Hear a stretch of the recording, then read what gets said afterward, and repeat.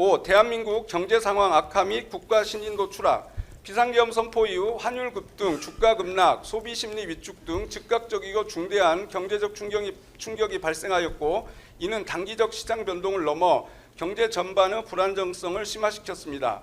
비상계엄과 탄핵 정국이 이어지는 과정에서 주식시장은 큰 폭의 하락을 기록하여 막대한 시가총액이 증발하는 등 국가 경제에 중대한 부담을 초래하였습니다.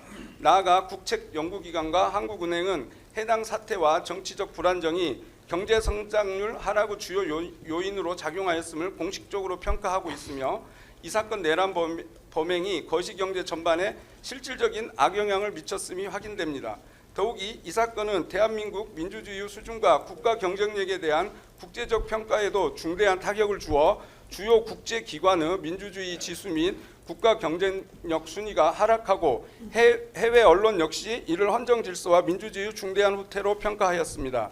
이러한 평가는 대한민국이 장기간 축적해온 국가 신뢰와 국제적 이상을 단기간에 훼손하는 결과를 초래하였으며, 그 부정적 영향은 장기간 지속될 가능성이 큽니다. 특히 국가 신인도와 민주주의에 대한 신뢰는 일단 훼손될 경우 회복에 상당한 시간과 비용이 소요된다는 점에서 이 사건 내란 범행이 초래한 부정적 영향은 결코 가볍게 평가될 수 없습니다. 6. 재발 방지 필요성. 민주주의는 인간의 존엄과 자유를 실현할 수 있는 최고의 정치 제도이지만, 역사적 경험에 비추어 볼 때 극단적인 정치 세력에 의해 파괴될 수 있음이 분명합니다.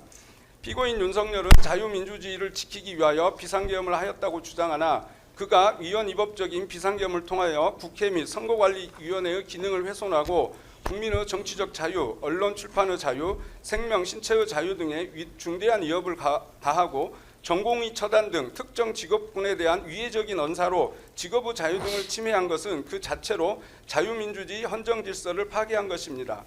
나아가 이 사건은 비상계엄의 준비와 실행이 대통령 개인의 단독적 판단에 따른 것이 아니라, 이를 인식하고도 비상계엄 성공 후 권력 공유를 위해 다수 공직 엘리트들의 동조와 방임에 따라 실행에 이른 구조적 사안입니다.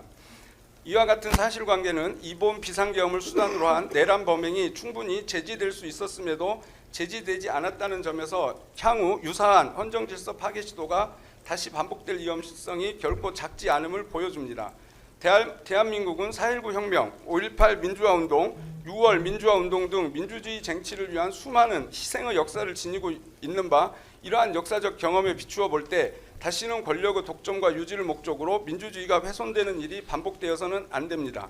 따라서 이 사건 법정에서 피고인들과 그에 가담하거나 동조한 세력에 대한 엄정한 책임 추궁과 단죄는 헌정 질서를 수호하고 재발을 방지하기 위한 필수적인 조치라 할 것입니다. 7. 엄정한 형벌의 필요성 및 양형에 관한 판단. 일반적으로 사회 공동체의 존립과 안전을 근본적으로 해하는 범죄에 대하여는 동서고금을 막론하고 가장 엄정한 형벌로 대응해 왔으며, 형벌의 양정에 있어서는 범행 이후 태도, 특히 진정한 반성 여부가 가장 중요한 고려 요소로 작용하여 왔습니다. 이는 형벌이 단순한 응보에 그치는 것이 아니라 공동체의 기본 질서를 수호하고 유사 범행의 재발을 방지하기 위한 규범적 기능을 수행하여야 하기 때문입니다. 그러나 피고인 윤석열 등은 이 법정에 이르기까지 자신의 행위가 헌법 질서와 민주주의에 어떠한 중대한 침해를 초래하였는지에 대하여 진지한 성찰이나 책임 인식을 보이고 있지 않습니다. 오히려 피고인 윤석열 등은 독재와 장기 집권이라는 권력욕에 따른 위헌위법적인 비상계엄의 선포와 실행을 자유민주주의 수호를 위한 통치행위라고 경강부회하고 있습니다. 8. 이 사건의 가장 피해자인 국민의 엄벌 호소. 이 사건 내란 행위로 인한 가장 큰 피해자는 독재와 권위주의에 맞서 오늘의 민주주의와 자유를 피와 희생으로 지켜낸 우리 국민입니다. 국민의 숭고한 희생으로 지켜온 민주주의와 법치 등 소중한 헌법 가치와 자유 등 핵심 기본권이 이 사건 내란 행위로 한순간에 무너져 버렸습니다. 피고인 윤석열 등의 이 사건 내란 행위로 인해 국민이 받은 충격과 공포, 불안, 상처, 상실감은 이루 말할 수 없고, 국민이 입은 이와 같은 피해들은 피고인들이 그 어떤 노력을 하더라도 회복이 불가능합니다. 피고인 윤석열 등은 국민으로부터 용서받지 못하였고 용서받을 마음도 태도도 없어 보입니다.